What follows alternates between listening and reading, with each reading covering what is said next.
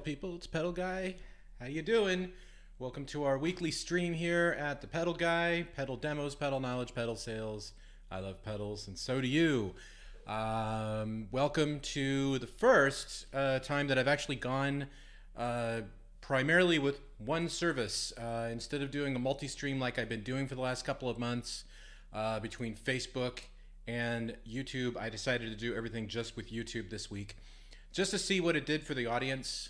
So I hope you will join me today for what I hope will be a good session. Can't say we've honestly had any bad sessions so far, but here we are. So just having a look now, what's going on, see who's around. How are we doing today? Shout out, let me know if you're joining us just now. We are up and running, and I'm just double checking a few things here and there, so bear with me as I get things going. If you're watching today, give me a shout out, let me know how you're doing.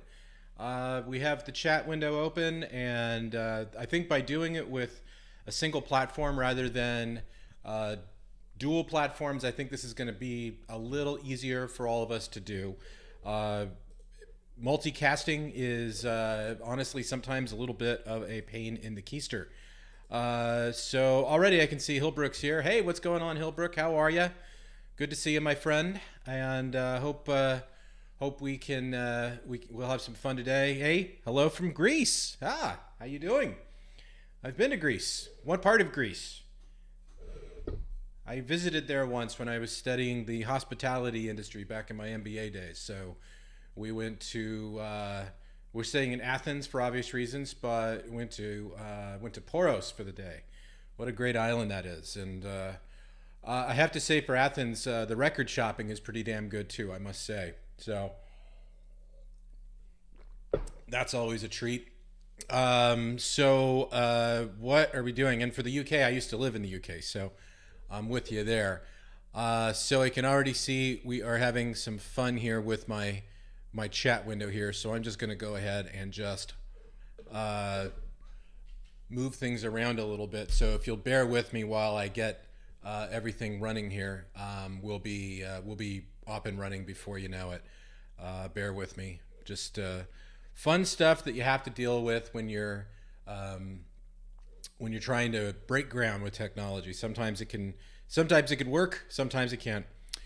You got a hold of an Optim Air this week. What'd you think? It's a pretty cool pedal, right? It's a lot of fun to use that pedal. I love that pedal.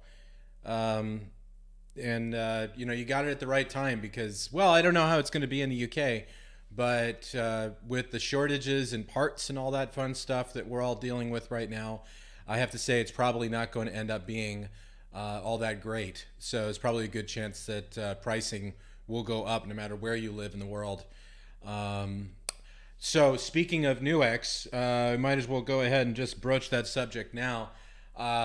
If you're watching this, if you placed a pre-order with me for the MG30, I know you're very patiently waiting for it. The MG30 is definitely going to be delayed a little bit. They're just going into production now, so into a mass production now. Andrew, how you doing, my friend? They're going to have them going into production now, and it will be here, I would say, probably best guess is going to, well, actually I can tell you exactly when it's going to be here. It's going to be here by the end of next month, by the end of May.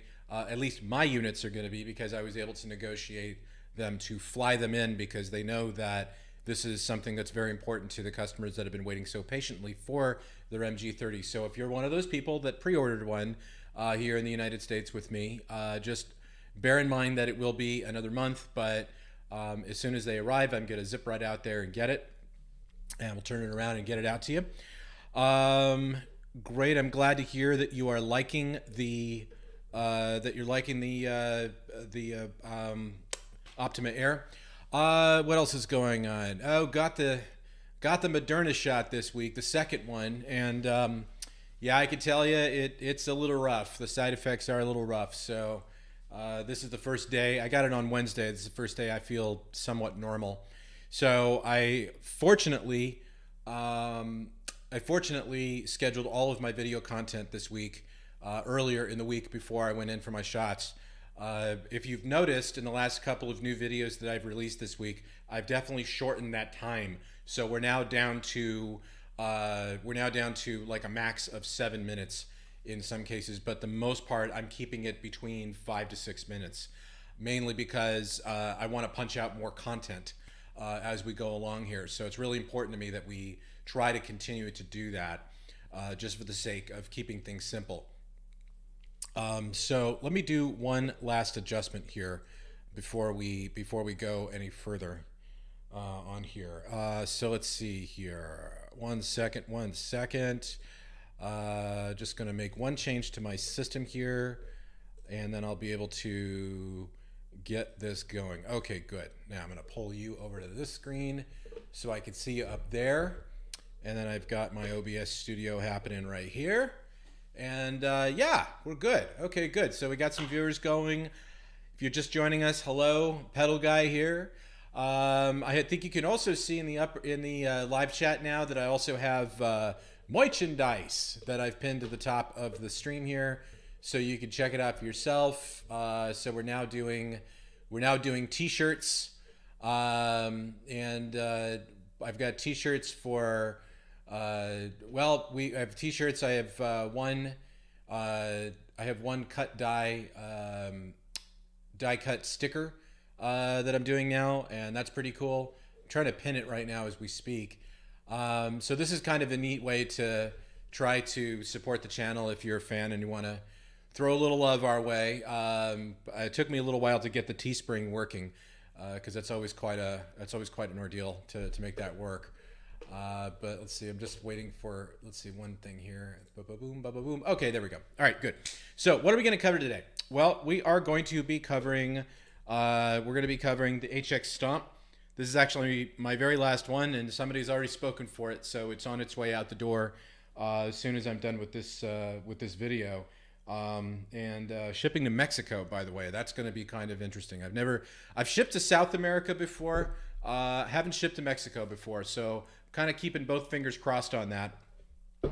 And because I wanted to keep this really interactive here with the HX Stomp, I'm realizing, of course, that the screen here, the HX edit is pretty hard to see with the view that I selected here. I went to a full screen as well, so you'll be able to see everything that I can see as I'm going through this. But I have to say, so far that thus far that the HX Stomp is pretty substantial.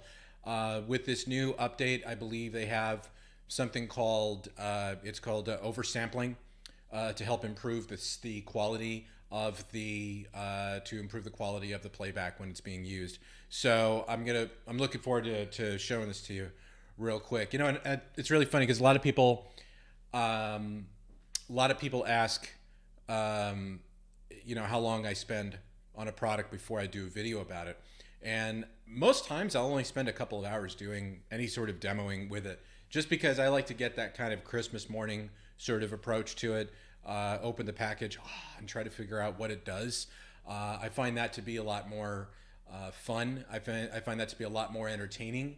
And I think people enjoy that a little bit more because it's a bit more authentic of an approach rather than the other way around.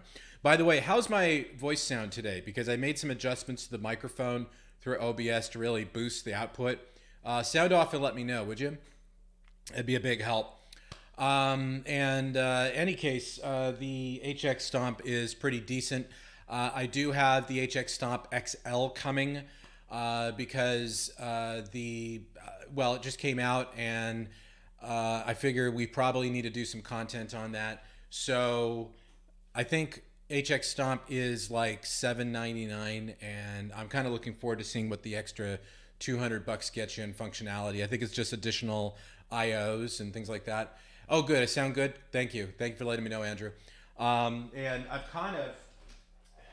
not going to say I'm giving up on doing videos for the Pod Go, but I'm pretty close to giving up on doing videos for the Pod Go, because this is, unfortunately, I think Unfortunately, I think we did hit a saturation point on the pod go.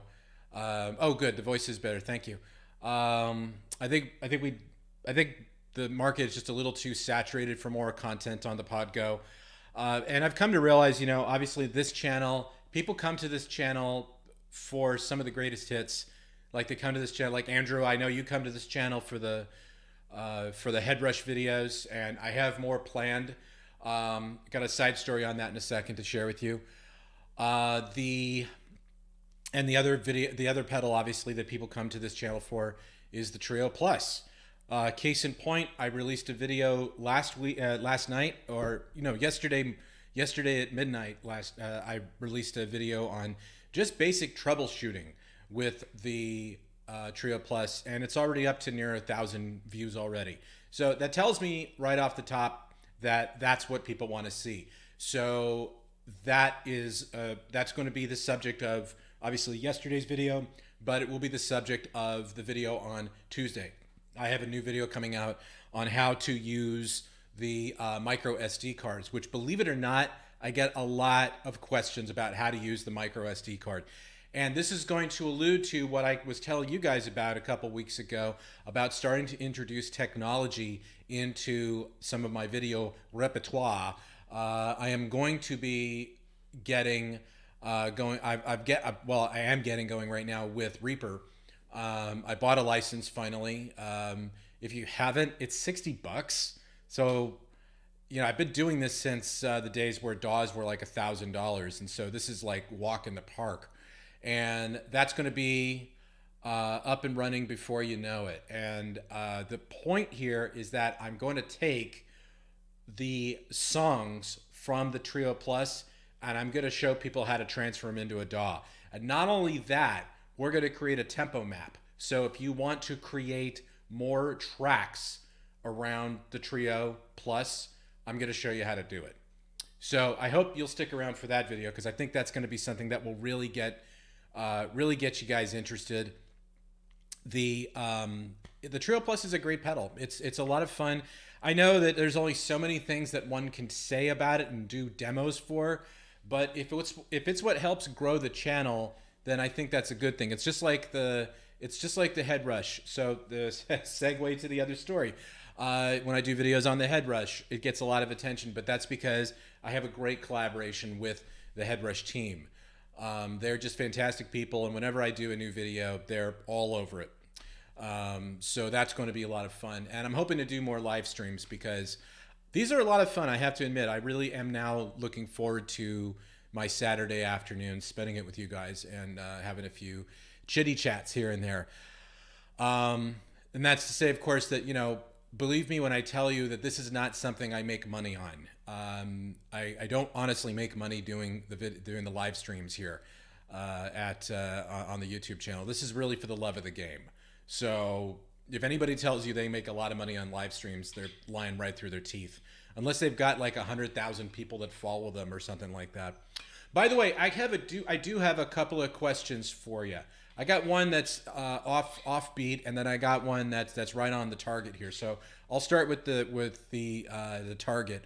How many of you guys like to watch videos that demo videos that don't have any talking in them?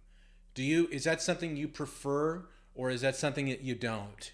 I'm always wondering if I should be creating videos that don't have any talking in them. And the reason I'm asking is because one of my favorite channels that I watch is Marty Music. I'm sure a lot of you guys watch his videos. I mean, he's got 2 million followers. It's ridiculous, right? And if I ever want to learn how to play a Stone Temple Pilots song or something, I guess I'll watch him.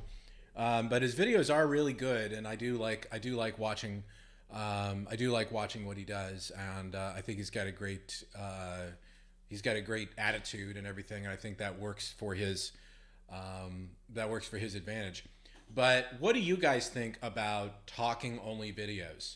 I'd like to get your opinion on that, because if you guys are down for that, if you'd rather see something like that, then that might be something that I would consider doing instead of the talking too much on the videos and all that, just to kind of give you more time to actually hear what the pedal sounds like.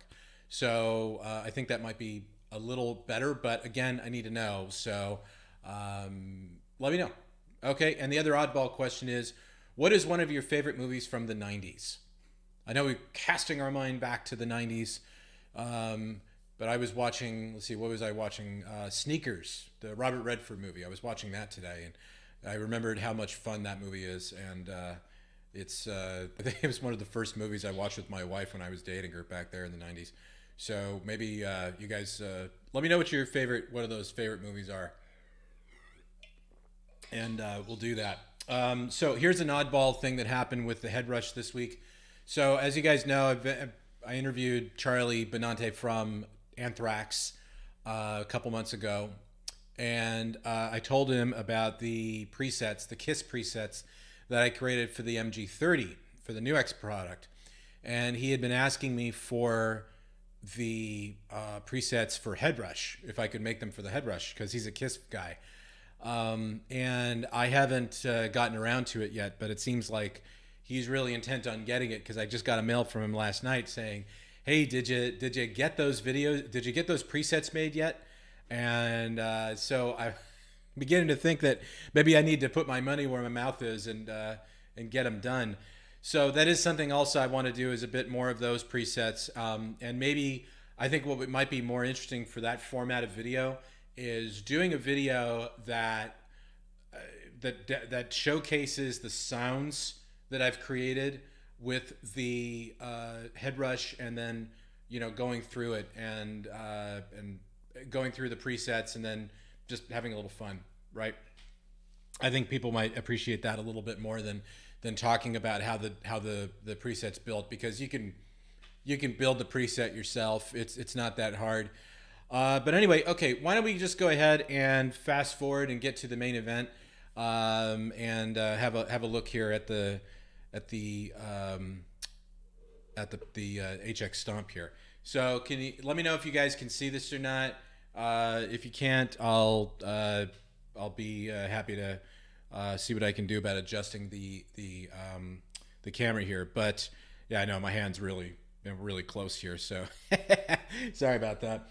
But anyway, the cool thing about this pedal right off the bat with the HX Stomp is that for one, it's really meant to be an addition to your pedal board, right? It's not meant to take the place of everything on your pedal board. It's really meant to be more of just a complement to the pedal board, because it has it's a small size, small footprint, and it has all of the power.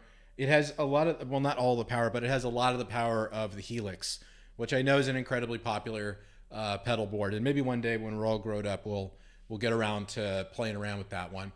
But the HX Stomp is kind of a compact version of that. So as you can see from the size of my hand here, in proportion to the pedal itself, it's really not that big at all, and it's not that heavy. It has MIDI on the sides here. It has an expression pedal input. It has stereo in, stereo out, so that's great. As far as the views go, it has a lot of the different views that you would come to expect here. For example, the right foot switch here is generally designed to be the tap tempo.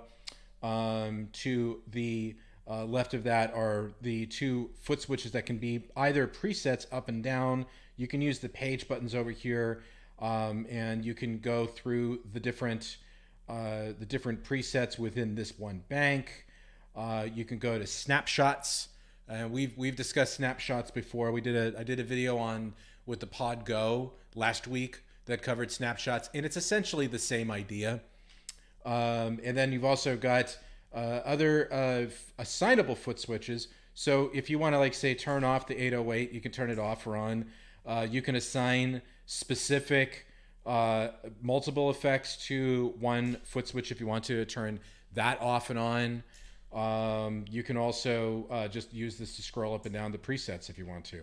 So it's pretty versatile in that regard. These are all rotary encoders. the knobs here. And you've got the same thing up here in the upper right. So you've got a rotary encoder here that goes through all of the different presets.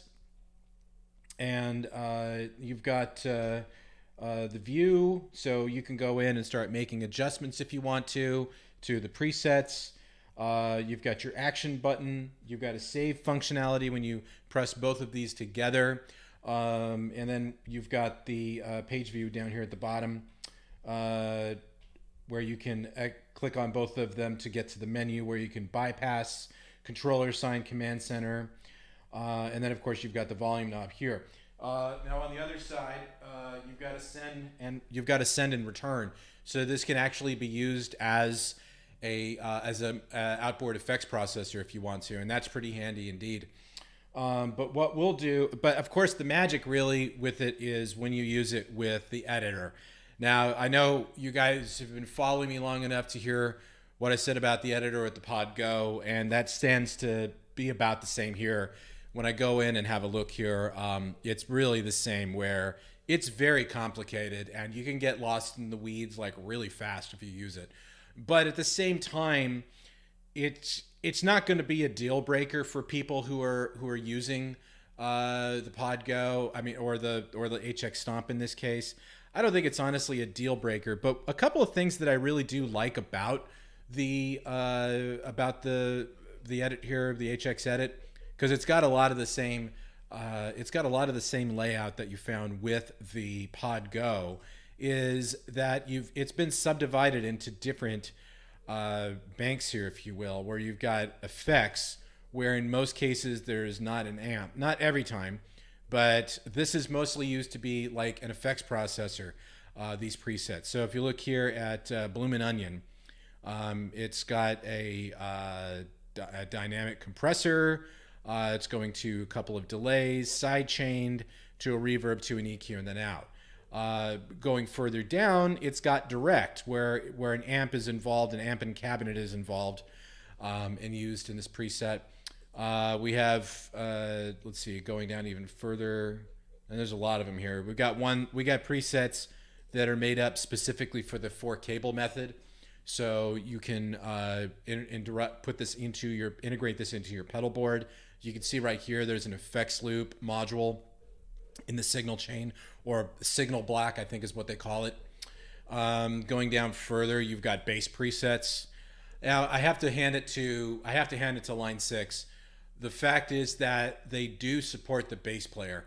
I can't say that every company supports the bass player as sufficiently as Line 6 has. And I think that's kind of a cool thing. They give you lots of bass amps, bass effects, and all that wonderful stuff.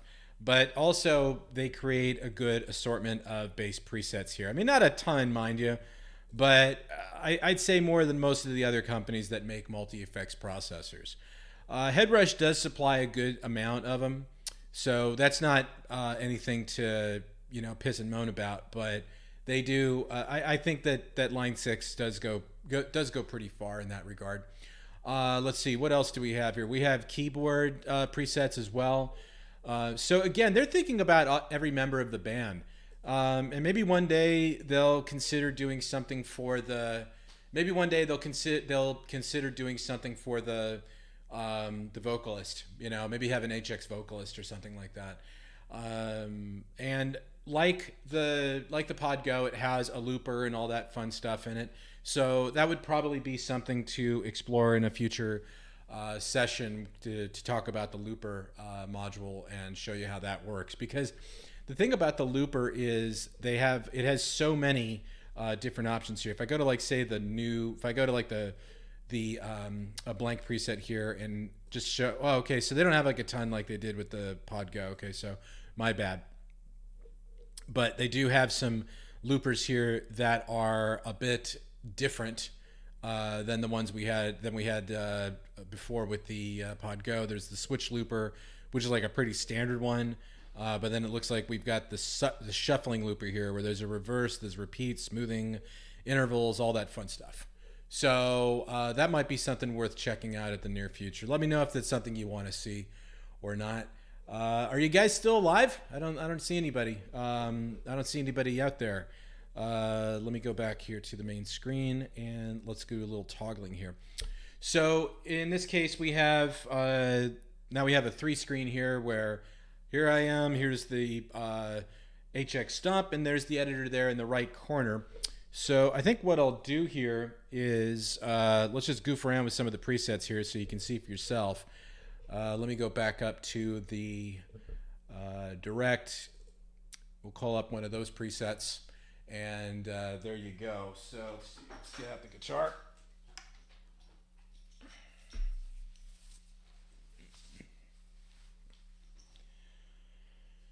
Get on the trusty headsets. All right.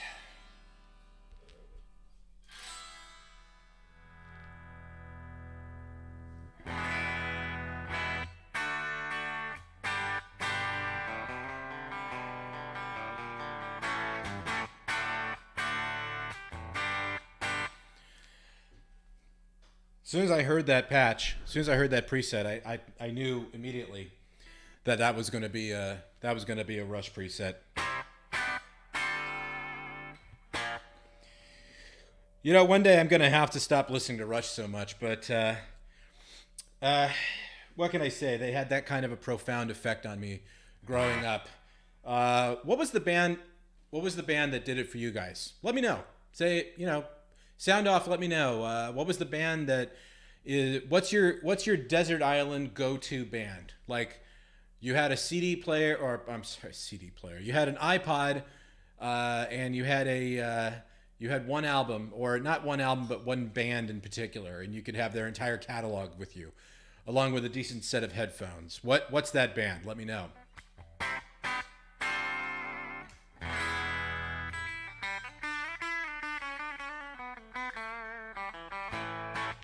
Okay, so let's see what amp we're working with here.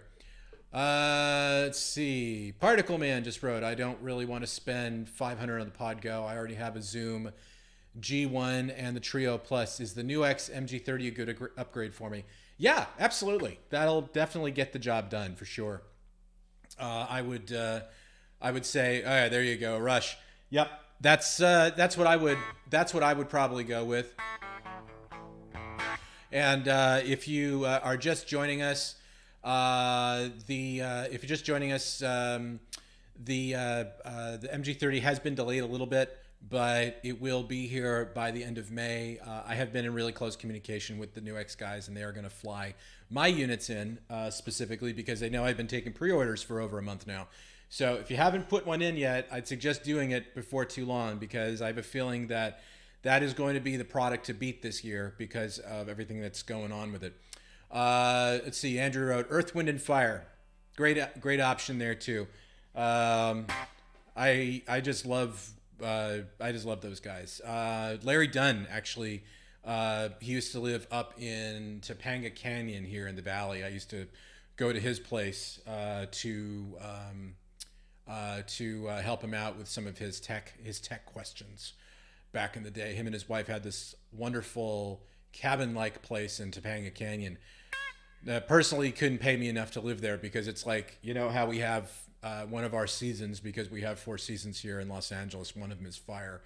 That's one place that would definitely not be the best place to live if you were worried about fires.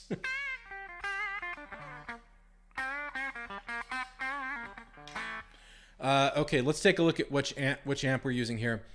Okay, so we're using a double, so this must be a twin. So we can change that to anything we want to. So if we go down the list of amps here, you can see a lot of the amps we do. You can see a lot of the amps that we have here are the same ones that you found with, like, say, the Podgo.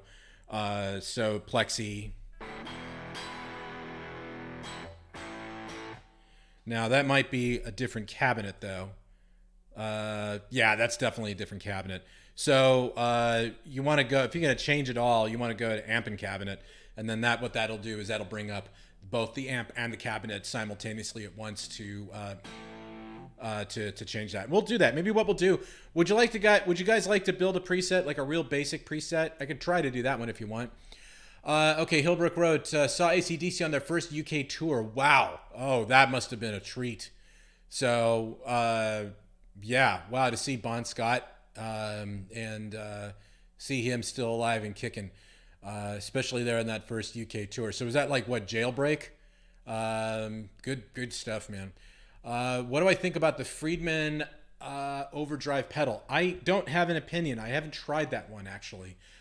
Silvio, thank you for the question, but I haven't actually tried that particular pedal.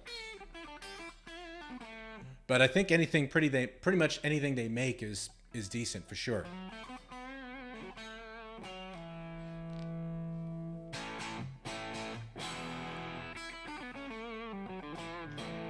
Can you guys hear it okay? How's the guitar sounding there? Because I'm being a little careful with my headphone volume.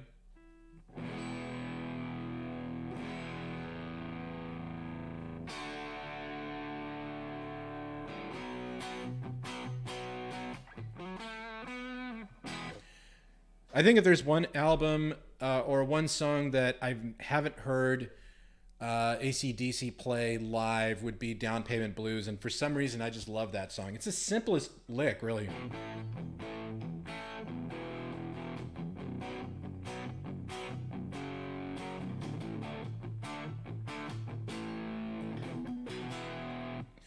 And that's where I always wonder what they were using on that particular album, because you know, Malcolm was all the way over here, right, you know, here on the right. I think he's mixed hard right, and Angus is generally hard left. But Angus's part definitely had something different to the mix there on that particular song. It really pops out of the mix. Okay, the guitar's a little quiet. Let me see if I can do what I can do about that. Might be a little easier said than done, but let's see what we got here. Oh yeah, we can. I think we got a little more room there.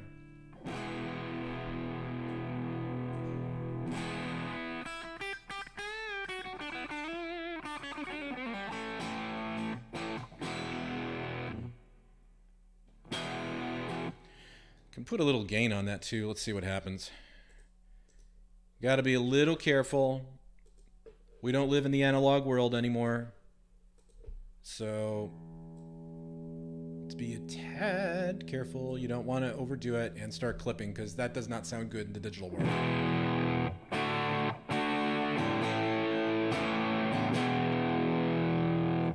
That should be pretty loud now. Okay, so let's get back to having a little fun here with the HX Stomp. Let's go ahead and just listen to a couple more presets here. So here's SX A30. Ooh, hi there. What's going on there? Oh, we got it, definitely. Yeah. All right, somebody didn't do very good level matching here. I'm going to turn that filter down, that gain filter. That's not a good idea.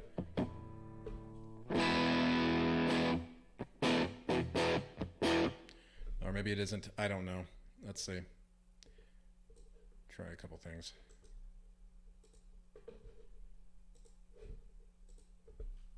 All right, I'm going to turn my headphones down a little bit. Let's see if we can get a little more juice out of this. Okay, at that point, if you guys can't hear it, you need to get your hearing checked.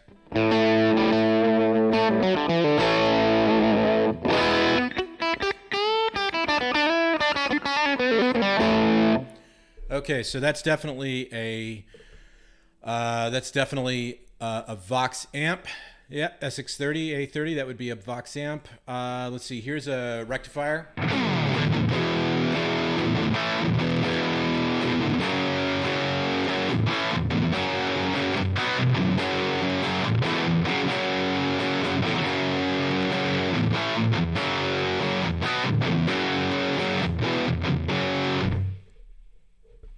Sorry, Hillbrook, you got me thinking about AC/DC now, so I'm going to be playing AC/DC licks just to piss people off.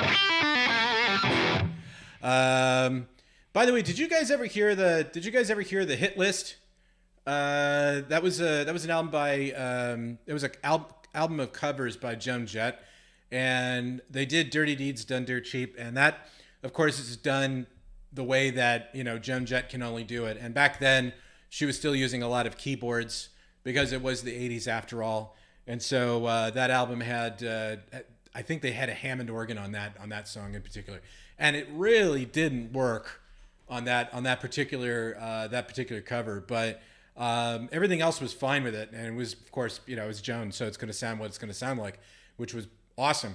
But it's really funny because I was still kind of in my upbringing as far as music goes, and I hadn't gone that far back in AC/DC's catalog. I didn't think there was an album before Back in Black. I mean, I was just still really getting into all of my rock history, and of course, I could only afford certain records. And well, let's face it, we didn't have the internet back there in the '80s, so we weren't able to, just go ahead and go download something from the iTunes store. But in any case, yeah, when I heard that, I was like, wow, it can't get any better than that cover. And then I heard the original version, and I'm like, oh, wrong. That album's Dirty Deeds is such a great record. Okay, so let's see. This one is definitely using a rectifier. Okay, well, here's the jazz chorus, and as you guys know,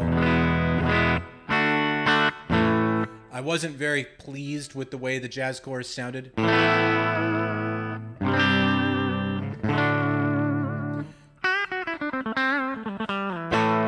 wasn't very pleased with the way jazz chorus sounded on the Pod Go, and that's all right.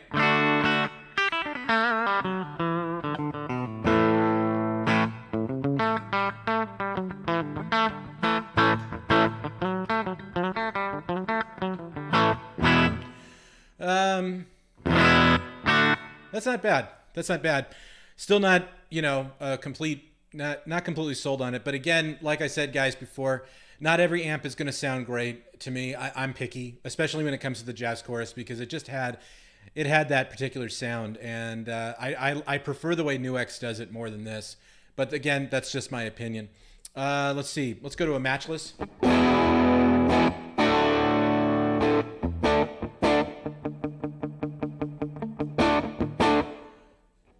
That had a kind of a Bryan Adams sort of Summer of '69 sort of sound.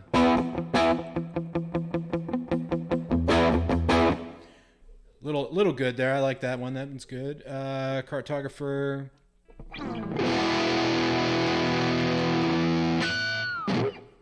Let's see. Oh, let's go to the Angle. Let's take a listen to the Angle.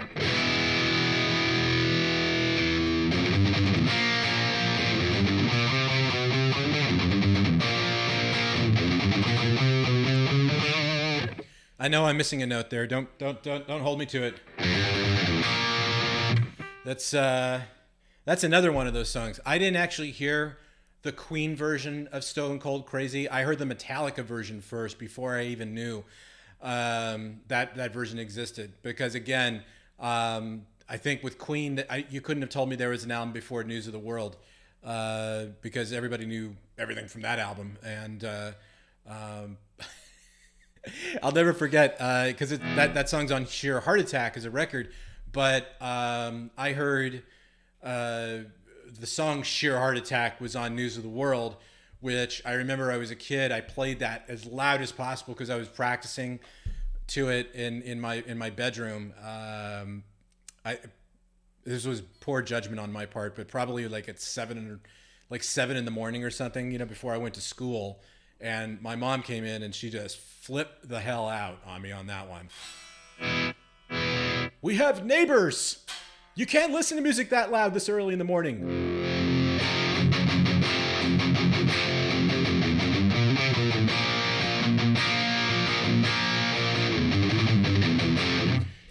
I think for something like this, you need to use a thicker pick.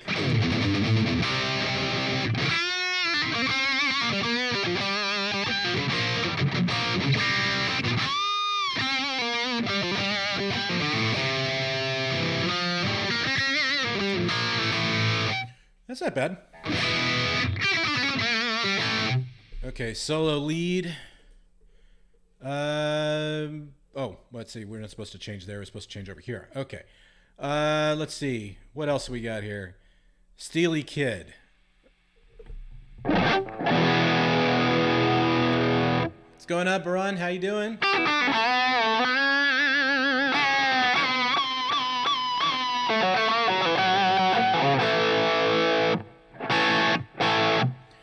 Okay, and they've got, of course, Jump. So, you know that's a PV 5150.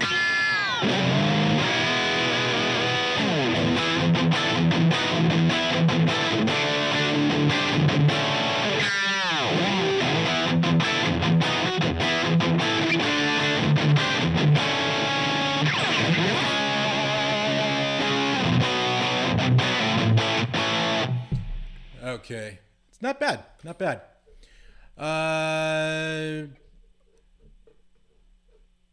Do you know what the holdup on the MG30? Well, like I said before, Particle Man, the holdup is the shortage of parts. You're probably not, unless you're in manufacturing or sales specifically. I'm sure you're not looking at this news, but there's a severe shortage of parts right now, especially when it comes to the microprocessor chips that not only a lot of companies that do DSP in our realm, but also the automotive industry and a lot of other places use. There's a huge shortage on those chips, mainly because of a fire that occurred some time ago in the factory the main manufacturing factory that does it, and that's caused the price to go up exponentially. So as a result, that did cause a hiccup. However, if you pre-ordered one from me, they are going to fly them in. They're starting to go into production tomorrow, so they will have them flown in here to the United States for my orders sooner or later. So we'll have them by the end of May. So if you're looking to get one, now's the time to do it. Let's take a look at some of these other ones here real quick, and then.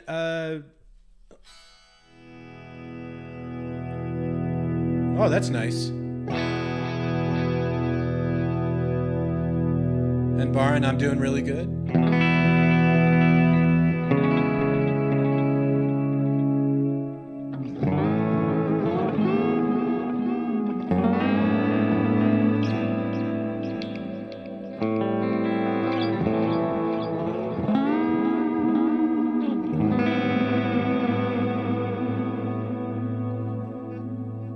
All right, well, smoke them if you got them. Let's see, brown. I'm going to say that's probably a brown sound. And that is not a brown sound. But it's still really good, isn't it?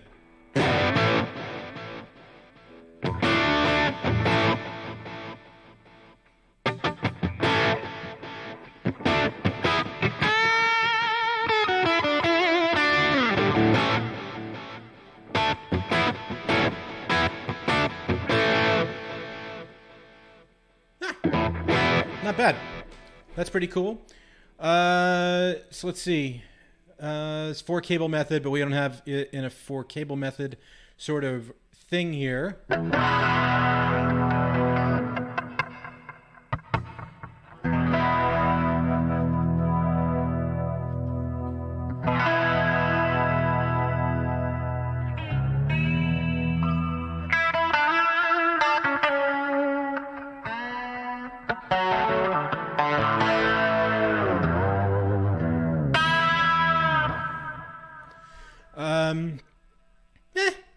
I like that. 2/3 of a beard. I'm going to say that's probably a ZZ Top sort of sound there. Let's see. Dotted 8 delay. Okay, well, we're getting into 4 cable method, so you won't really hear anything unless we're using it in a 4 cable way here. You can turn the FX loop off. That one sounds kind of muddy. We're not really using, and that's because this particular preset isn't using an amp cabinet or anything like that. Geez, it's like wow. Okay, cool. A lot of people are goofing around on Instagram today, apparently. Let's see what's going on here. What else? Bass. That one I'll have to get back to you on that one.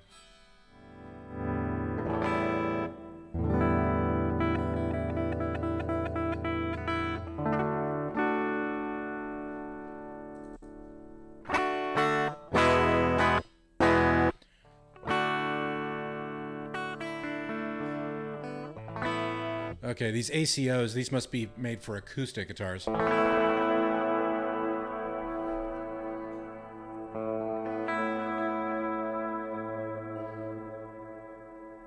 Okay, that's one thing I do have to hand to Line 6. They do really good with their delays. They do have a lot of fun with those, don't they? So this one has a Cosmos Echo and a multipass.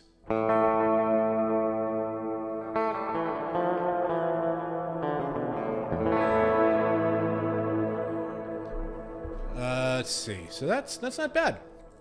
That's not bad. And building a preset here, I kind of goofed around with this yesterday. Let me switch scenes here so you can actually see everything. This is actually kind of fun. So you can go here to amp and cabinet and come up with something pretty fast. Like let's say an A30.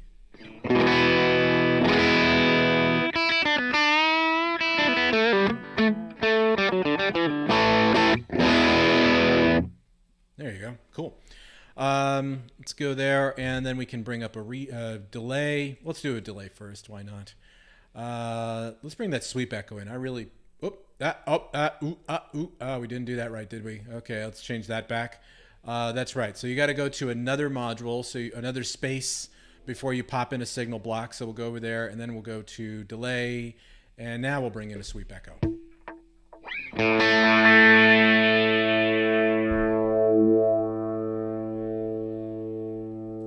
Okay, let's go back and let's pull the drive back a little bit on here.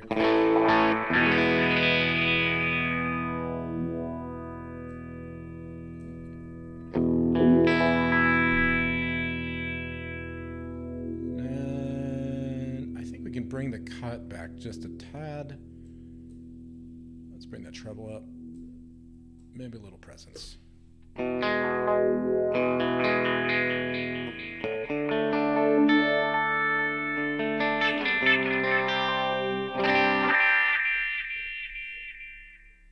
Yeah, that'll definitely work. Okay, then you can, if you can't have a delay without a reverb. So I had to listen to this one the other day. This is called the Double Tank. That is not going to work for this particular preset.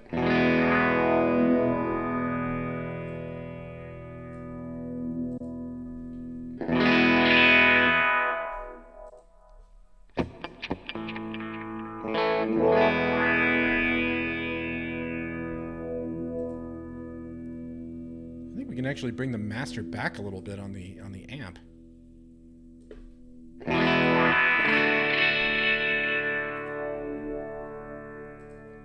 And you know what?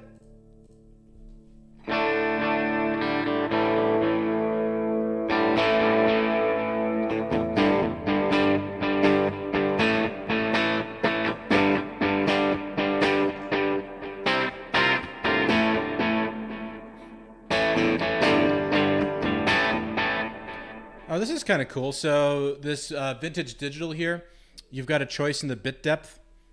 So you can make it sound kind of funky and old. Oh, I like that. Listen to that.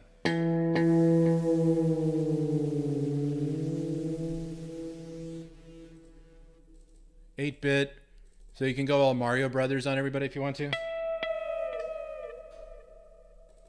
12-bit all the way up to 24. So that's as clean as it gets.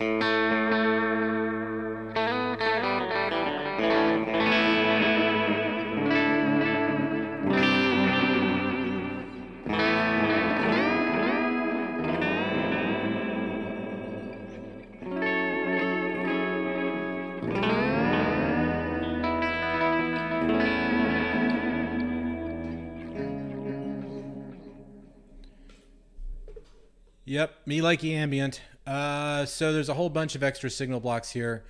So let's see how many we've got in total here. 1, 2, 3, 4, 5, 6, 7, 8. 8 spaces for different signals along the block here. And you can click and drag them anywhere you want to. You can also, from what it seems, put it into a stereo fashion if you want. So that gives you something more to play with. So if you wanted to, like, say, you can split it. So this would be kind of along the same lines as splitting the signal on the head rush, if you've done that before. Andrew, I know that's something that you've probably looked at this point.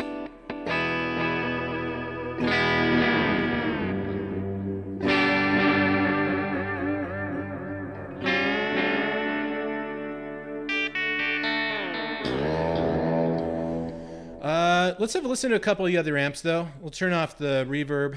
We'll turn off the reverb and the delay there, and let's take a look at let's take a listen to some of the other amps here.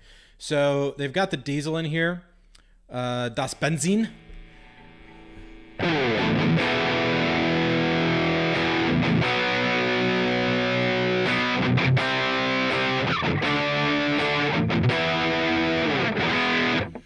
Hey, so here's a quick one for you. Let me go back here for a second.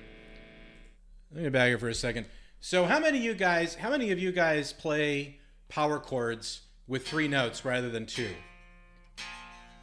Let me know. I hear people, every guitar lesson, I look at the guitar lessons from time to time, to see how they're teaching some of the, classic tunes. And I always see like the tab when I look at the tab that accompanies the lessons.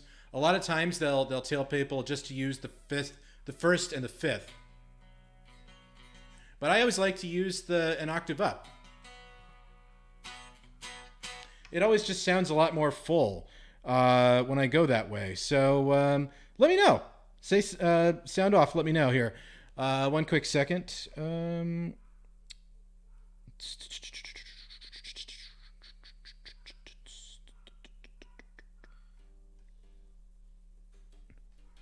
Okay.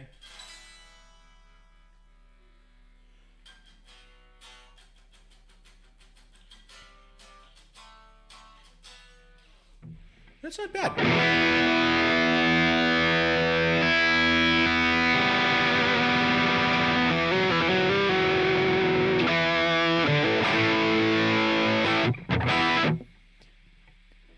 So any closing thoughts I might have on this? Let's see. Okay, so Mike S., I was taught to play chords with 3 to help me get my bar chords down. Good. I think it sounds better with the octave up as well. Even some of the old classics, like I even think when you go down a fifth, it actually sounds really good too. Like, or when you're playing, like, let's say you're playing, like, say, an E, up here on the up on the 7th fret. If you're playing like an E power chord, I always like to actually play the low E as well,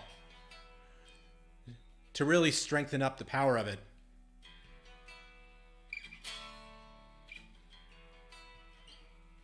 And I always like to go 5th down as well.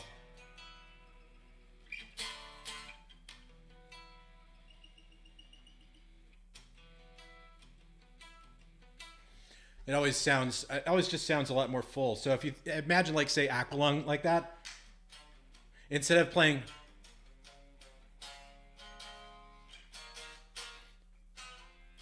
it sounds better when you really fatten it up.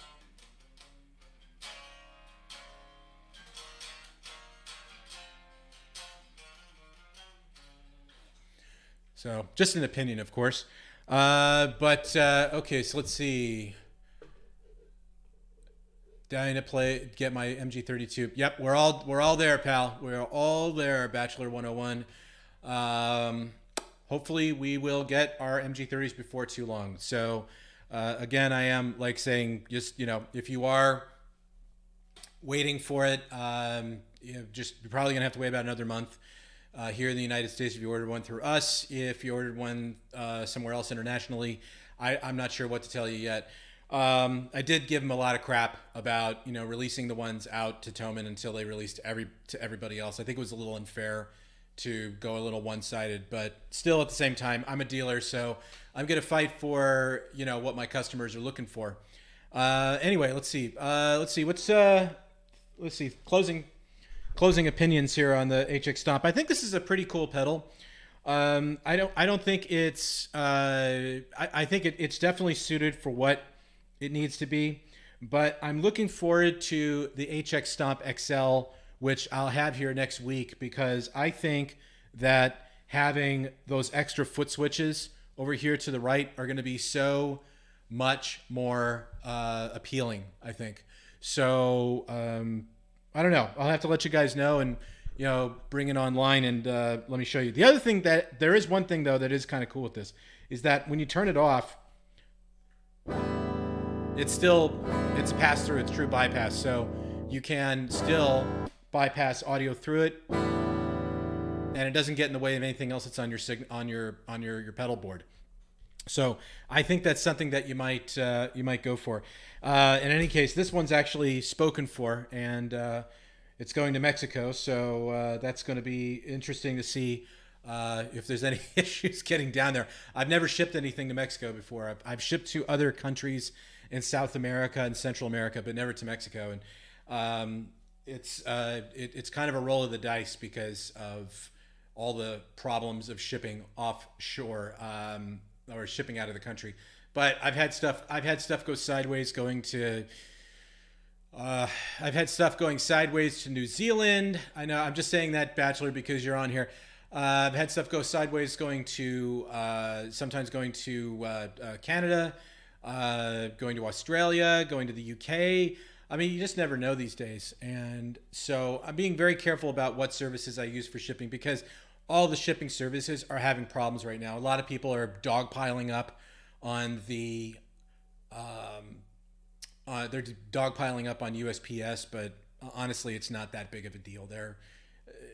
I think they're doing a better job in most cases than, like, say, FedEx. FedEx has screwed up actually several times in the last couple of months. They've made it interesting for me to get shipments out there. Hang on one second. I'm gonna get rid of my headphones there because I don't need them anymore. But in any case, that's the Line 6 HX Stomp, and I'm going to have the Stomp XL here in a couple of days. Heck, I've even shipped stuff to China, which is kind of ironic since it came from there in the first place, came all the way here to the United States, and then I shipped it all the way back to China. It seemed a bit redundant. But it's still a good thing. But you know, if you happen to be one of those international shoppers, you have to be informed when you do that. And I got to say, just honestly, be careful. Okay, when you're shopping offshore, be careful and make sure that you talk to the manufacturer. Talk to the dealer beforehand, because here's the thing: if you get it, like, let's say somebody in Canada buys a product from me and I ship it up there, and something's wrong with it and it needs like warranty service, there's very little I can do about it from my angle here, because they don't, if you buy it from your country, then you get technical support, you get all that good, you get warranty service, you get all that good stuff. If you buy it offshore, the chances of that go down significantly. Now, that's not to say that, you know, if you buy something here and then you go abroad, you still can't get help. That's a different matter entirely. And I had that happen actually with a head rush, where a customer bought one and then they flew to, I think, Costa Rica. And that did turn into a bit of an issue. But at the same time, it's like, well, you know, what are you supposed to do? Stay home the whole time? Yeah, we'll have to see. Let's see. So 2 months for New Zealand. Well, Batch, I don't know what to tell you, my friend. Those part shortages are a bitch.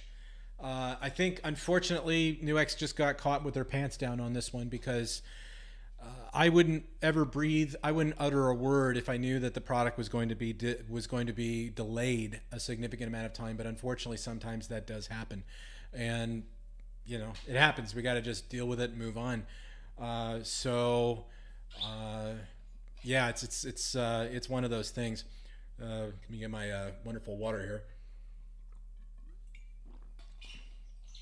I'm still a little foggy from the Moderna vaccine. Got that on Wednesday, and I'm not gonna lie to you, it was a little rough on Thursday evening going into Friday. It was a little rough. So, um, uh, particle man, yes, you are. Yeah, the United States is still considered a country. At least last time I checked. So, if you want to get an MG30, just go to the Pedal Guy website and pre-order one there, or pre-order one from the Reverb store, our Reverb store. I haven't put it on eBay yet because eBay's real strict about those kind of things um, with metrics, pre-order metrics. So if for some reason it didn't show up on time, they would clobber me for it. So I've been a little reluctant to put any pre-orders up there, mainly because I want to keep my metrics groovy and everything. So, in any case, so if you are going to get well, I hope you get the vaccine. But if you do get the vaccine, be prepared to drink a lot of water because you're going to need to hydrate while you're going through it because it's the first shot is fine. It's the second shot that really is like the booster. It's like a flu shot on steroids, and it'll do a number on you. But I'm doing it for the greater good, kids. So hopefully you guys are on the same page on that. But that is your decision to make. Any case, what else you got? We're at the 1 o'clock mark here, so I can go a little bit further here and answer more questions if should there be any more.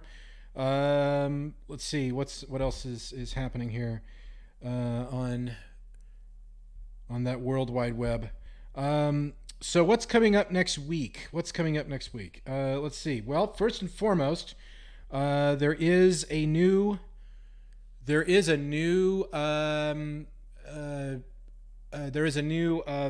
next week that's going to show you how to use SD cards with the Trio Plus. You can see I'm definitely a little foggy at the moment, right, guys? So that's coming up next week. So it should be kind of interesting to see what happens there. The whole purpose, though, of doing that is to show people how to transfer the songs into the computer, with the idea that I may be able to actually take people through how to record it into a DAW so that you can add more tracks to it. Because I think that's something that people want to do with a product like the Trio Plus, is that they like starting it to create. They like using it to start creating a song, set up the verse, the bridge, the chorus, all that good stuff. But how do you then like grow it from there? Because maybe that one looper isn't enough. Maybe you want to put vocals on it. Maybe you want to sing a vocal line on it. You want to actually do like a whole recording of it. How would you do that? That's what I'm going to try to show people how to do. Now, I do in fact have an app that you can get on GitHub if you're on PC only, unfortunately. But the trick though is that it's a little dicey. It's freeware, so you do want to be a bit careful with that. But in any case, that's just another fight for another day. But there's going to be a video next week that'll show you how to use the micro SD cards with the Trio Plus. I haven't decided what the next video is going to be after that, but it's probably going to be an MG30 versus Ampero, because I got a lot of questions about that particular comparison. And if you've watched any of my videos on my channel, when I do a versus video, I don't give you my opinion which one's better, which one's worse, because that's not really my place to do it. I'm showcasing the two products. Again, if you're somebody who is kind of new to the Pedal Guy YouTube channel, I'm a dealer. I deal the products. I buy and sell them. I buy them and I sell them on my website, on my web store, on the marketplace, all that good stuff. So I try very hard to not be that guy that does reviews, because I don't do paid advertisements. I buy everything that I demo. Okay, this HX Stomp, I bought this. So it's not like Line 6 supplied it to me. So it's just one of those things. So when you watch my videos, when you watch all that stuff, hopefully I'm conveying this message clearly enough that I want to be as ethical as possible when I'm doing that for customers, because I want you to know exactly what you're getting when you open the box, so that it's not a surprise. So we'll see how that goes. So that might be a video you'll see next week, next Friday, and I'm sure that'll definitely get people's panties in a twist. But nevertheless, I like doing it because that's about as controversial as a dealer can get. I remember back in my corporate dealership days, back there at GC, when I was working at corporate, you'd have to be very, very careful about what you said about one particular product over another. We didn't ever like to take the stance that this product is better than this product, because we have to be very careful about how those kinds of things are stated, because it's a free market. There's so many great products, and you need to, you need to buy what's right for you. Okay, so just keep that in mind. Okay, we got a couple here. Question about the Vax. Will Chuck Norris need it? As I've read, he has no chin under his beard, only an extra fist. Yes, Walker Texas Ranger probably will need it. Everybody will need it, guys. I mean, I don't know how to say it other than that. Hillbrook, I know you're going to get your second Pfizer shot. I hope it goes well, man. I mean, look, I don't like to talk about that stuff too much on this channel, because I don't like to get controversial about those kind of things, because it's a free world. You do what you got to do for you, but I got to do what's right for myself and my family. And I don't know about you guys, but I'm tired of wearing these damn masks. I hate wearing them, but I'm wearing them because it's the right thing to do, because I don't want to catch whatever's out there, and I certainly don't want to give whatever's out there to somebody else, because asymptomatic is not fun either. And just ask Ted Nugent, Mr. Conspiracy Theory himself. He's sick as a dog right now, and he's that's one of those artists that I wish, honestly, I never knew him past just his music, but unfortunately, it's hard not to know the guy. That's one thing I can say as an opinion about an artist. I'm not crazy about him as a person, but I love him as a musician. And I remember watching him back in 1990, Damn Yankees. It was Damn Yankees and Bad Company. It was a co-headlining experience that was something else, really. And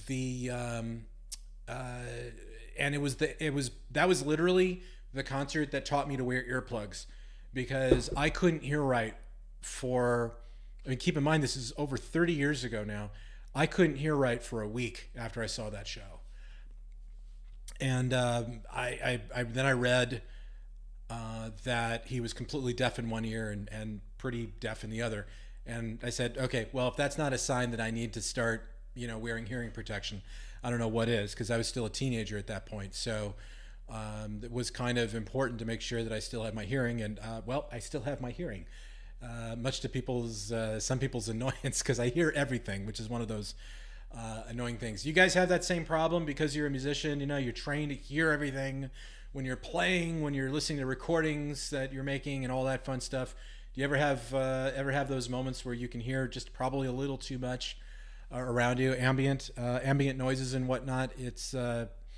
It's one of those type A things, I suppose. Bachelor, you're getting the vaccine. Your sister had a Pfizer one. Okay, good. Well, hope that all turns out okay for you.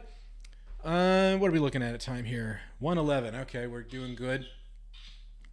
So I threw a question out there a little while ago. I didn't see any responses. So this is the oddball question. What is one of your favorite movies from the 1990s? And please don't say She's All That. I don't know why I whipped that one out of the closet there, but that's one of those movies, like, I still see it on all the streaming services, and I bury my head in shame that that film was ever made. But what's one of your favorite 90s movies? Let me know. Oh, and this This water is brought to you by our friends at Arturia. My friends are the president of operations there for Arturia US.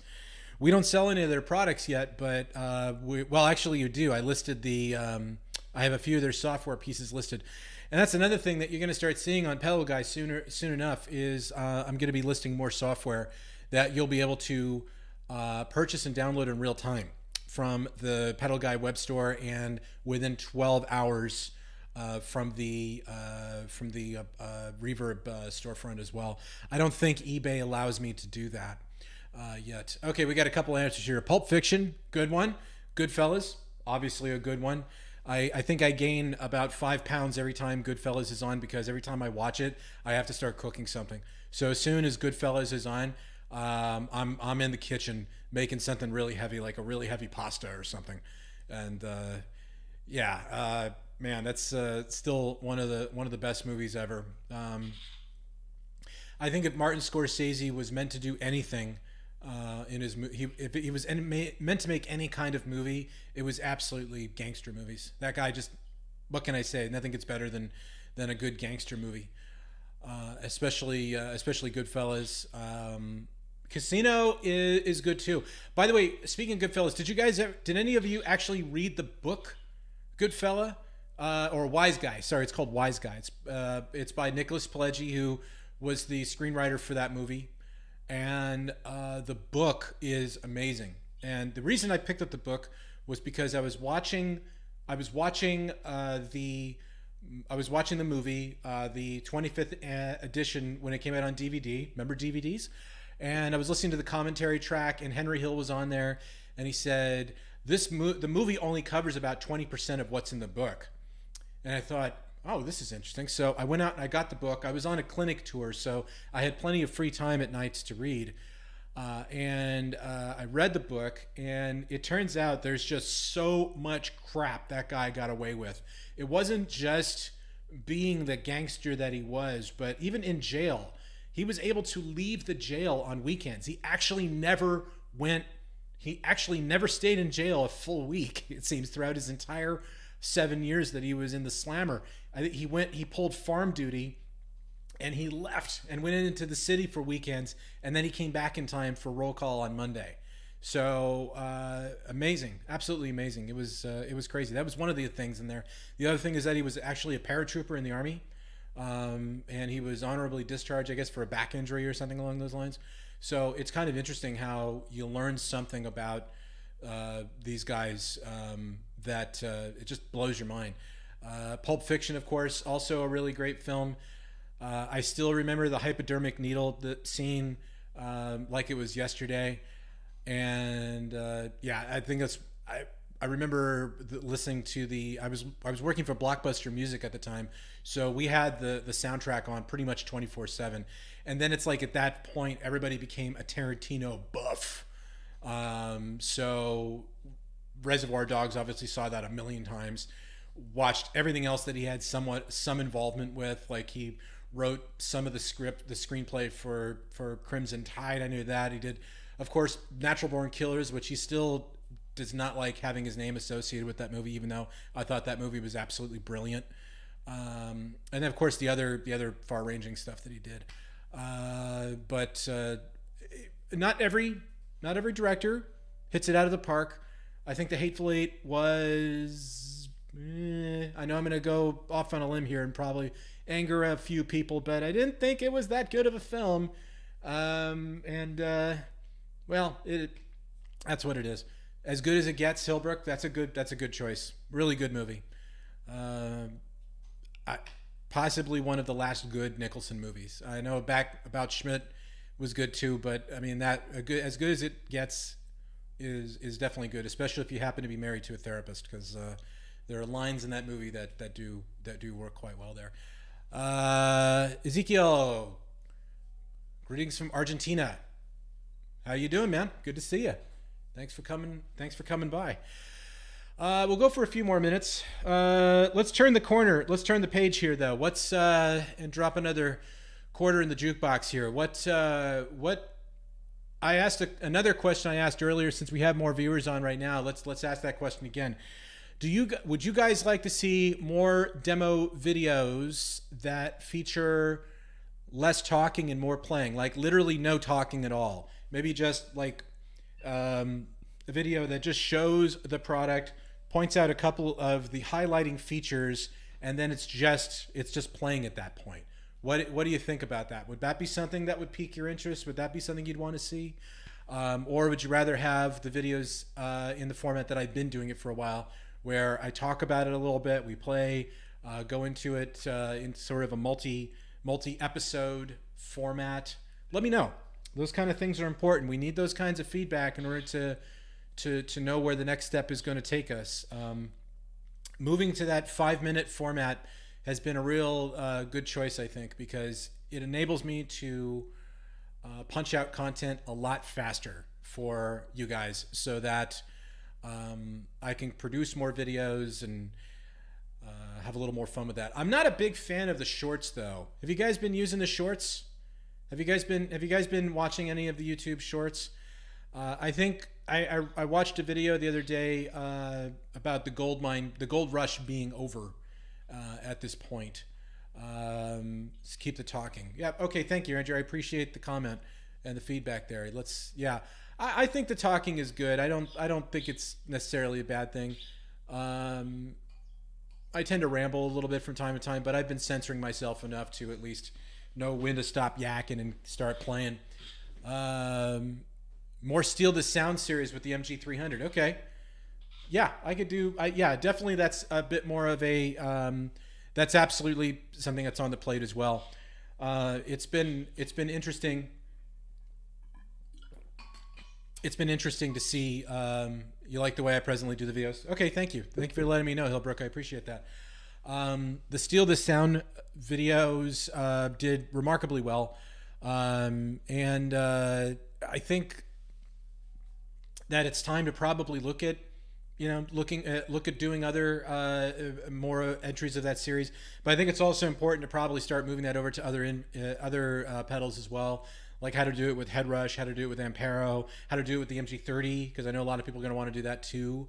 But the MG300 is just like the gift that keeps on giving. People love that pedal, and I am really glad that. Okay, so Particle Man, I like the way you talk. Sling Blade. Mm-hmm. Yeah, I'm sure that Billy Bob Thornton regrets the day he came up with that voice. I've met him, actually, and he is as much of an a-hole in real life as he is, in his movies. He's a weird dude. I forget what his band was called. The Box Cutters or Box Guys or whatever. I forgot exactly what it was, but people didn't realize that he was an artist. He was actually a recording artist as well. And I think when he was first getting out into the industry, he was he was a roadie for the Nitty Gritty Dirt Band or something. But he was promoting an event with Dell computers. And I was working as a buyer at GC at the time, and we did it at Capitol Records. We did it at their studio there, and his manager got up in my face like a million times about make sure you don't do this, make sure you don't do that. And the Dell computer we were using had an AMD processor in it, and she just about hit the ceiling as soon as she saw that. She's like, he has an endorsement deal with Intel. Who honestly has an endorsement deal with a processor company? But he had an endorsement deal with them, and so she said, you can't say AMD. I'm like, well, I don't work for Billy Bob Thornton or for you. I work for GC, because that was where my paycheck, that's at least what my paycheck said. But as a nice guy, I took the AMD logo off the computer, so everybody was happy at that point. But it was kind of funny. So what are you gonna do? Okay, Mike S. Shorts are too short. LOL. Yep. I think that's not a bad point, Mike. The shorts are too short. It's really difficult to do, to do that as a constant thing. I did use a lot of evergreen content in the beginning, where I took stuff from past videos, created 1-minute clips, and released them as shorts. and somebody accused me of using clickbait or something like that. I was like, no, it's not clickbait. What? I'm telling you, here's a teaser of what the product does. If you want to see the full blown video, go over here. You know, it's what are you gonna do? See, MG30 tutorials for dummies. Yeah, that's an obvious one. That's certainly one I'm going to be doing. I think, like I've said before, the MG30 is going to be the product to beat in its price point. And the MG300 stands tall right where it is as well. So it's one of those things, guys. Those two pedals are doing really well. The Optima Air, of course, is still doing really, really well. I'm almost out of them. I've only got a couple left, and then like we're not going to get any for a few weeks. So, and all the price points, so you guys know about the new X, all the price points are going up very soon. So if you are looking at a pedal, don't look too long. Get it, because once it goes up, that's it. And I know there's going to be some people that will cry foul about that, but nevertheless, it's what happens. Okay, Jim Simmons, how about a review of some older gear? Just dug out my old Zoom GM200 amp model and hooked it up to the aux input of my Mustang, and I'm getting some good metal tones out of it. That's a good one. You know, I don't think there's anything too bad about doing it, Jim. The only problem is that because I'm a dealership, I'm trying to grow the channel with videos about current products. It's not to say we can't do a blast from the past every now and then. Like there's a pedal back there that that's hanging right there. The turbo. I'm trying to point to it right. I can't, so I'll use that finger instead. The turbo overdrive there is a pretty cool little pedal there, and I haven't. That's actually was my very first pedal that I ever owned, and there's a blue box, an MXR blue box in there as well, which is a pedal that I did do one called Funky Fine. So it's definitely for consideration. I will tell you though, when I do amp demos, when I'm doing demos about how to use a product with an amp, most times I'm actually using my old Sidekick Reverb, which is it's 40 years old now, and that thing's still alive and kicking. I don't think I have it. No, it's in the other room, but I have that amp out, and it's pretty amazing, frankly. And this is just a personal preference, of course, about amps in general. Is I love a good spring reverb. Love a good spring reverb. I friggin' hate digital spring reverbs most of the time. Most of the time, I think they sound terrible. They don't sound anything like a good spring reverb. Look, I was brought up on Dick Dale and stuff like that, so I'm all about the spring reverb. And the Sidekick, it's beautiful. Beautiful spring reverb in there. And I actually, one of the funny ones here, see that maybe it might be a little hard to make out the amps that are over here. But there's I'm sure you can see the Valve Junior, the Epiphone Valve Junior there on the top. But below that is a Hartke GT60 guitar amp. And your first thought, I'm sure, is like, whoa, Hartke makes guitar amps? I'm like, yeah, they do. Or they did. Every time Hartke tries to make a guitar amp, nobody buys it because Hartke is synonymous with bass. And so they kind of gave up on that idea, I think. And the Hartke GT60 has an amazing spring reverb in it. I love it, and the reason I bought the head mainly because that has a really great spring reverb to it. And then I have an EVH cabinet that it goes to, and right behind me here I've got an orange one of those orange budget amps, and then right below it is a Silvertone solid state amp and cabinet. That also has a really good reverb to it as well.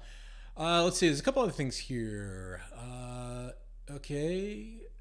Ezekiel wrote, in Steal This Sound, you can try the the process live. Not only the final product to show how you hear the sound, but yeah, I mean, it's definitely something that's a good suggestion. And I do actually do that, I think. In most of the videos when I play them back, the sounds I play the licks along with it just to kind of give you an idea, or at least come to some some proximity to the original sound, the original lick. Um, like the Kiss one, for example, that one was tough, believe it or not, because Kiss was never really at that time was never really about. I never really considered them to be like a playing band. Like they were more show than anything, because the songs, when you get down to it, the songs are really simple, as far as the structure goes.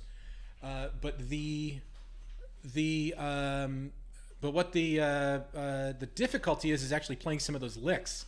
Ace Frehley, even though today he's not the same guitar player that he was in the '70s, man, he had some lightning under his fingers back there in the day, especially Love Gun. That lick is a simple, relatively simple lick, but he just plays it so solidly that just nobody could do that, and it was just a really great thing. So I tend to sometimes shy away from the faster songs, mainly just because I don't play most of that stuff these days.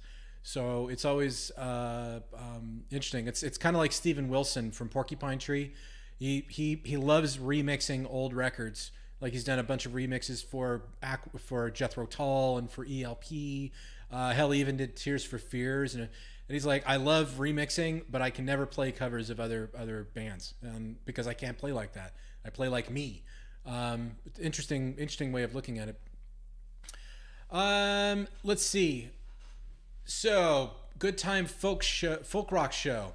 What are your thoughts on the Behringer CS400 and their other budget pedals? Also, any tips for an acoustic, putting together an acoustic pedal board? I'm assuming that's what you wrote there. Good Time, thank you very much for your question. Thank you for joining the channel.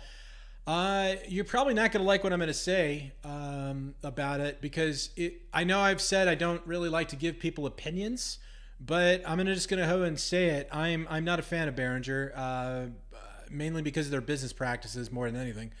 But I mean, the pedals are fine, I think, for budget pedals, but you know the old saying, you get what you pay for. I think there are good alternatives if you're willing to pay a little bit more.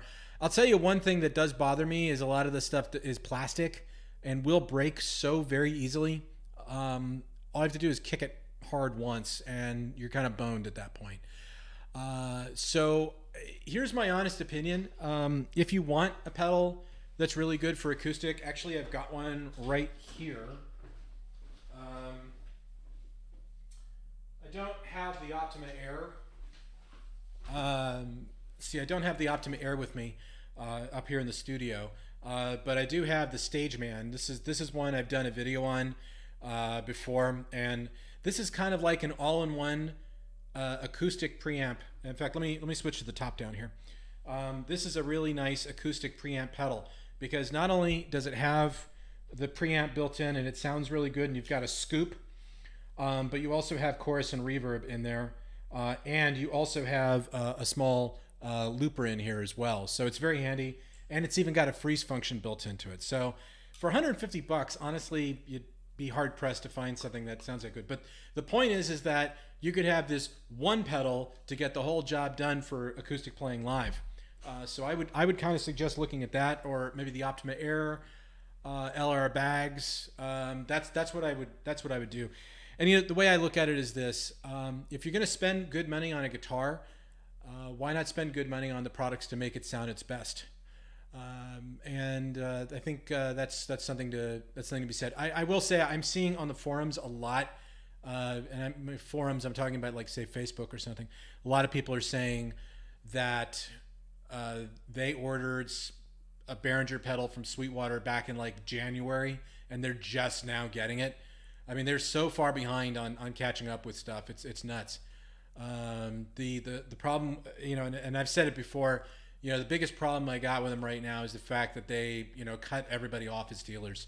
So just as we were starting to get things going with them, and they just cut us off completely. So the pedal guy cannot sell Behringer pedals, and they put a lot of people out of work with that particular move. And that's something I have a pretty big problem with in particular, not just because of the financial hit to a dealer like myself, but also to the financial hit to people that work so hard to represent their products. Because it's not easy to be a product rep these days. It really isn't. It's a lot of work to do that. Call on people and do all that fun stuff. But anyway, okay, I digress. If you've been following this channel long enough, you know that I'm not a fan, and that's the way it is, kids. I'm a lot more appreciative of vendors and manufacturers that support their dealers, which is why I begrudgingly come to something like Line 6, because I'll never get Line 6 to ever promote my videos ever. So that's why I'm trying to be kind of hands off on doing too many demos on it, because literally I'm getting like, you know, such low hits on the videos. It's not because the videos are bad or the content is bad. It's because the content's oversaturated, I think. So whatever. The other thing, let's see. But you know, Headrush, if I do a video there, they'll publish it all over social, because all publicity is good publicity. By the way, speaking of Headrush, one quick thing. So I am going to be doing a video on how to sync up the two. I know we've been teasing that for a while, but I am going to do a video to show you how to sync up the Headrush pedal board to the Headrush looper board, so that you can get the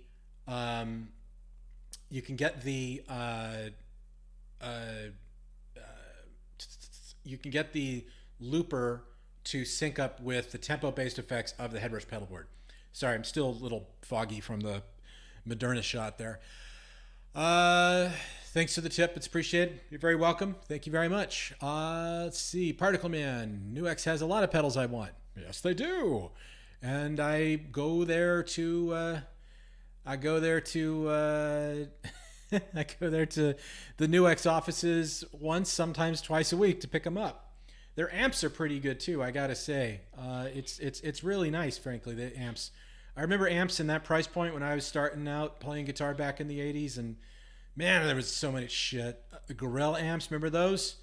I thought they weren't that bad, but you know, some people thought they were pretty awful, and they weren't the most attractive things. And of course, there was Crate as well. Let's see. Andrew says Tracy Gunn said a smaller version of the Headrush was coming out. You know, honestly, Andrew, I don't know. I have no idea about that. Look, when it comes to, even though we have a good relationship over there, the last thing that a manufacturer is ever going to do is tell a dealer, especially one of my size, when a new product is going to come out.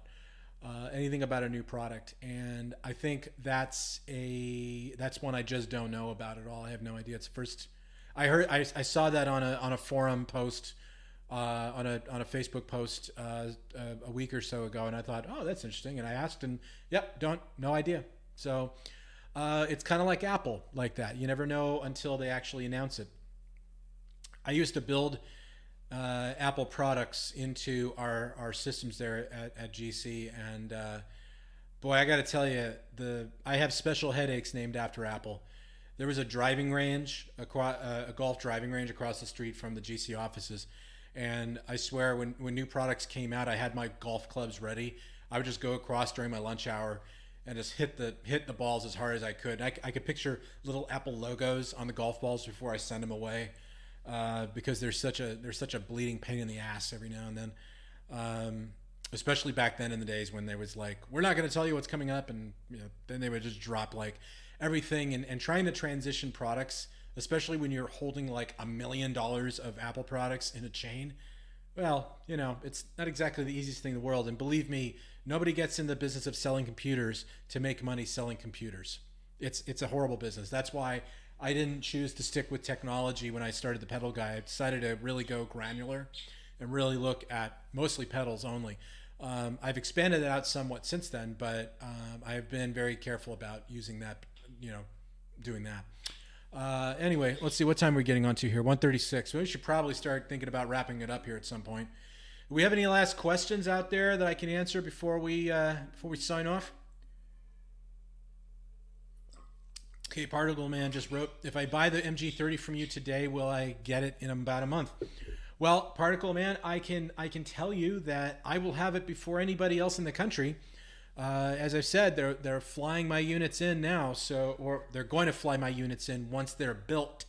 They're going into production starting tomorrow, so I'm assuming that they're going to be done pretty quick, and they are going to fly my units in so that I can start shipping by the end of May. It was not something I enjoyed telling people, because I you know, people have been placing pre-orders for it since February, but they pre-ordered it, and I had to let them know it's not going to be here until May, unfortunately. But these things happen, of course, when we have bleeding edge products.